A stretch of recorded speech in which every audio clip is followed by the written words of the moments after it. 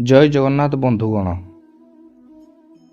आजिर ये भिडियोटी बिछा राशि से भाई और भौणी मानक पई जो माने सबु बेले समस्तंकर भल चाहती किंतु बदल से केवल धक्का कष्ट एवं अपमान मिले। बंधुगण 6 एप्रिल रु 28 एप्रिल मध्य आपणकर राशि एमती एक भयंकर ग्रह संजोग होगाकू जाउछि जहाँ आपणक जीवन को संपूर्ण ओल्ट पाल्ट कर दे पारे।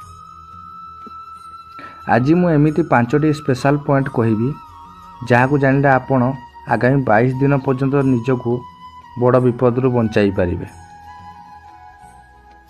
विशेषकर 1 नंबर एवं 3 नंबर पॉइंट को आदौ मिस करंतु नहीं, कारण एथिरे मु आपणकर से गुप्त शत्रुंक विषय कहबी जी आपणक खाइबा थाली रे विष मिसाइबा चेष्टा करुछि।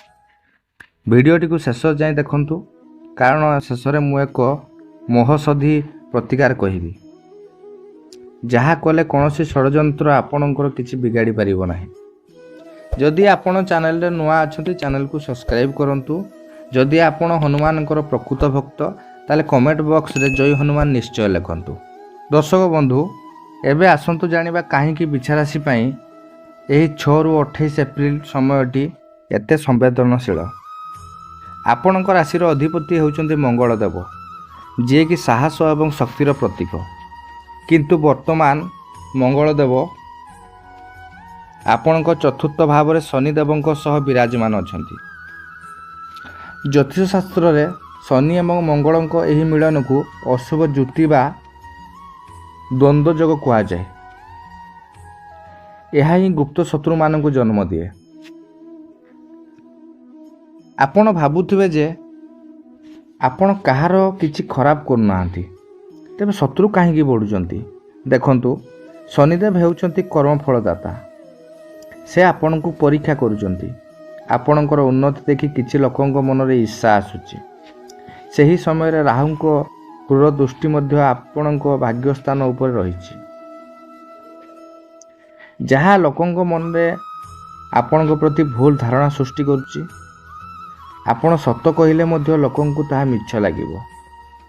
एही षड्यंत्र केवल 28 एप्रिल पर्यंत कहीं, कारण 28 एप्रिल रे शुक्रंकर राशि परिवर्तन होबो एवं मंगलंक प्रभाव रे सामान्य परिवर्तन आसीबो। से पर्यंत आपणको बहुत सावधान रहिबाकू पड़िबो।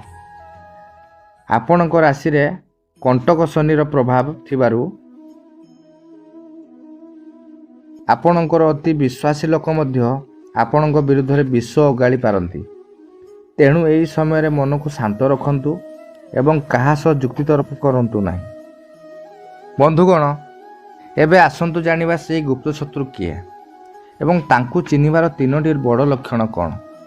प्रथम लक्षण होउची अति भक्ति चोर लक्षण। एमाने आपणक पाखरे एते मिठा मिठा कथा हेबे आपणको लागिबो एहांको ठारू भल मनीष केही नाहांती। किंतु मने रखंतु जे आपणक सामने रे अन्यर बदनाम करुची से अन्य पाखरे निश्चय आपणकर भी बदनाम करुथिबो। बिछा राशिर लोके सरल होइथिबारु एही मिठा कथारे फसी जांती। द्वितीय लक्षण कौन रही? ईर्षाळु आखि। आपणकर जदि किछि छोट खुशी आसे बा टंका पैसा मिले सेमाने उपरे तो खुशी हेबे, किंतु तांको आखिरे एक अजब प्रकार ईर्षा देखा मिले। यही 6 रु 28 एप्रिल मध्य जदि कहीं आपण को अजथा प्रश्न पचारुची केते रोजगार होउची बा कौन नुआ प्लान अच्छी, तेबे जानि नियंतु से आपणकर शुभेच्छा नुहंती। से केवल आपणक ऊपर नजर रखुचंती। तृतीय एवं सबुठ बड़ लक्षण कौन रही? समय पड़िले ओहरी जिबा। जेतेबेले आपन को साहाय्य दरकार हेबो सेमाने निजर कौनसी एक बहाना देखाई दूर को जिबे। एही समय रे मंगल और शनि को प्रभाव जोगु एमिति लोके ही आपन को पछरे चक्रांत करी आपन को समस्या रे पकाइबे। तेणु बिछा राशि भाई और भौणी माने निजर व्यक्तिगत कथा एवं भविष्यतर योजना एवं लुचाई रखंतु। केउ नामर लोकंक ठारू सावधान रहिबे। बिछा राशि पई एही 6 रु 28 एप्रिल मध्य एही अक्षर आरंभ होउतबा नामर व्यक्ति माने आपणक पई समस्या छिड़ा करि पारंती। ଯାହାକି ରହିଛି ଏସ୍ ଅକ୍ଷର ଏବଂ ପି ଅକ୍ଷର। ଏହି ନାମର ବ୍ୟକ୍ତିମାନେ ଆପଣଙ୍କର ବହୁତ ନିକଟତର ହୋଇପାରନ୍ତି, କିନ୍ତୁ ଏହି ସମୟରେ ଆପଣଙ୍କ ସହ କୌଣସି ବଡ଼ ଆର୍ଥିକ କାରବାର କରନ୍ତୁ ନାହିଁ।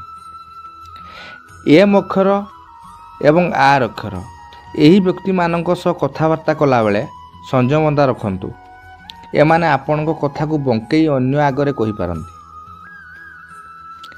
ଆଉ ଗୋଟେ ରହିଛି କ'ଣ, କେ ଅକ୍ଷର। ଏହି ନାମର ଲୋକଙ୍କ ସହ ଅଯଥା ଯୁକ୍ତିତର୍କ କଲେ ଆପଣଙ୍କର ମାନହାନି ହେବାର ଭୟ ଅଛି। ବନ୍ଧୁଗଣ, ମୁଁ କାହାରିକୁ ଖରାପ କହୁନାହିଁ, କିନ୍ତୁ ଗ୍ରହମାନଙ୍କର ସ୍ଥିତି ଅନୁସାରେ ଏସ୍, ପି, ଏମ୍, ଆର୍ ଏବଂ କେ ଅକ୍ଷରରୁ ଆରମ୍ଭ ହେଉଥିବା ନାମର ବ୍ୟକ୍ତିଙ୍କ ସହ ଏହି 22 ଦିନ ଟିକେ ସାବଧାନ ରୁହନ୍ତୁ। ଏମାନେ ଆପଣଙ୍କ ଅଜାଣତରେ ଆପଣଙ୍କୁ କୌଣସି ଅଡ଼ୁଆରେ ପକାଇ ପାରନ୍ତି। ଏମାନଙ୍କୁ ନିଜର ମାଷ୍ଟର ପ୍ଲାନ୍ ବା ସିକ୍ରେଟ୍ ବିଷୟରେ କୁହନ୍ତୁ ନାହିଁ। ବନ୍ଧୁଗଣ, ସବୁ ଲୋକ ଖରାପ ନୁହନ୍ତି, କିନ୍ତୁ ଗ୍ରହର ଗତି ଅନୁସାରେ ଏହି ନାମର ବ୍ୟକ୍ତିଙ୍କ ସହ ସତର୍କ ରହିବା ଭଲ। ଆପଣଙ୍କୁ କେବେ ଏହି ନାମର ଲୋକଙ୍କ ଠାରୁ ଧୋକା ମିଳିଛି କି? କମେଣ୍ଟରେ ଜଣାନ୍ତୁ। ବନ୍ଧୁଗଣ, ସମସ୍ୟା ତ ଜାଣିଲେ, ଏବେ ଆସନ୍ତୁ ଜାଣିବା ଏହି ଗୁପ୍ତ ଶତ୍ରୁ ଓ ଷଡ଼ଯନ୍ତ୍ରରୁ ବଞ୍ଚିବାର ସବୁଠୁ ଶକ୍ତିଶାଳୀ ଉପାୟ।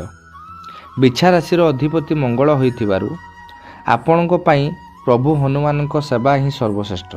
ପ୍ରତି ମଙ୍ଗଳବାର ଏବଂ ଶନିବାର ଦିନ ହନୁମାନ ଚାଳିଶା ଅତି କମ୍ରେ 3 ଥର ପାଠ କରନ୍ତୁ। ଯଦି ସମ୍ଭବ ହନୁମାନ ମନ୍ଦିରକୁ ଯାଇ ଚିନି ବା ବୁନ୍ଦିଆ ଭୋଗ ଲଗାନ୍ତୁ। ଦେଖିବେ ଶତ୍ରୁ ଆପଣଙ୍କର କିଛି ବି କରିପାରିବେ ନାହିଁ।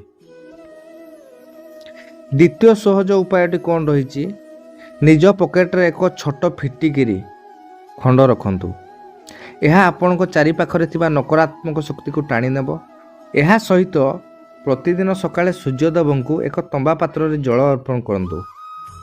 ଜଳ ଅର୍ପଣ କଲାବେଳେ ଓଂ ସୂର୍ଯ୍ୟାୟ ନମ ମନ୍ତ୍ରକୁ ଜପ କରନ୍ତୁ। ଏହା ଆପଣଙ୍କର ଆତ୍ମବିଶ୍ୱାସ ବଢ଼ାଇବ ଏବଂ ଶତ୍ରୁମାନେ ଆପଣଙ୍କ ସାମ୍ନାରେ ମୁଣ୍ଡ ନୁଆଇବେ। ଏହି ସମୟରେ କୌଣସି ଗରିବ ଲୋକଙ୍କୁ କିଛି ମିଠା ଦ୍ରବ୍ୟ ଦାନ କରନ୍ତୁ। କାହାକୁ କଟୁ କଥା କୁହନ୍ତୁ ନାହିଁ। ଯେତେ ରାଗ ଆସିଲେ ମଧ୍ୟ ଶାନ୍ତ ରୁହନ୍ତୁ। ମନେ ରଖନ୍ତୁ, ମୌନ ରହିବା ହିଁ ଶତ୍ରୁ ପାଇଁ ସବୁଠୁ ବଡ଼ ଦଣ୍ଡ। ପ୍ରଭୁ ଜଗନ୍ନାଥ ଆପଣଙ୍କର ସବୁ ମଙ୍ଗଳ କରିବେ। ଶେଷରେ ମୁଁ ଏତିକି କହିବି, ବିଛା ରାଶିର ବନ୍ଧୁଗଣ, ସମୟ ସବୁବେଳେ ସମାନ ରହେ ନାହିଁ।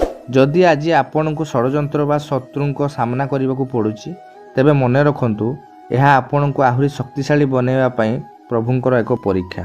28 ଏପ୍ରିଲ ପରେ ଆପଣଙ୍କର ଏହି କଠିନ ସମୟ ଧୀରେ ଧୀରେ ଦୂର ହୋଇଯିବ ଏବଂ ଏକ ନୂଆ ସକାଳ ଆସିବ। ଧୈର୍ଯ୍ୟ ହରାନ୍ତୁ ନାହିଁ ଏବଂ ନିଜ କର୍ମରେ ବିଶ୍ୱାସ ରଖନ୍ତୁ। ଆଜିର ଏହି ଭିଡ଼ିଓଟି ଆପଣଙ୍କୁ କେମିତି ଲାଗିଲା କମେଣ୍ଟରେ ନିଶ୍ଚୟ ଜଣାନ୍ତୁ। ଯଦି ଆପଣଙ୍କୁ ଲାଗୁଛି କି ଏହି ସୂଚନା ଆପଣଙ୍କର କୌଣସି ସମ୍ପର୍କୀୟ ବା ବନ୍ଧୁବାନ୍ଧବଙ୍କ କାମରେ ଆସିବ, ତେବେ ସେମାନଙ୍କ ସହ ଏହି ଭିଡ଼ିଓଟିକୁ ସେୟାର କରନ୍ତୁ। ଆପଣଙ୍କର ଗୋଟିଏ ସେୟାର କାହାର ଭାଗ୍ୟ ବଦଳାଇ ଦେଇପାରେ। ଆଉ ହଁ, ଯଦି ଏପର୍ଯ୍ୟନ୍ତ ଆମ ଚ୍ୟାନେଲକୁ ସବସ୍କ୍ରାଇବ୍ କରିନାହାନ୍ତି, ତେବେ ଏବେ ହିଁ ସବସ୍କ୍ରାଇବ୍ କରି ବେଲ୍ ଆଇକନ୍କୁ ପ୍ରେସ୍ କରନ୍ତୁ, ଯାହାଦ୍ୱାରା ପ୍ରତିଦିନର ଭାଗ୍ୟଫଳ ଆପଣଙ୍କ ପାଖରେ ସବୁଠୁ ଆଗେ ପହଞ୍ଚିବ। ପୁଣି ଦେଖା ହେବ ଆଗାମୀ ଭିଡ଼ିଓରେ। ସେ ପର୍ଯ୍ୟନ୍ତ ବିଦାୟ ଦିଅନ୍ତୁ। ଜୟ ଜଗନ୍ନାଥ।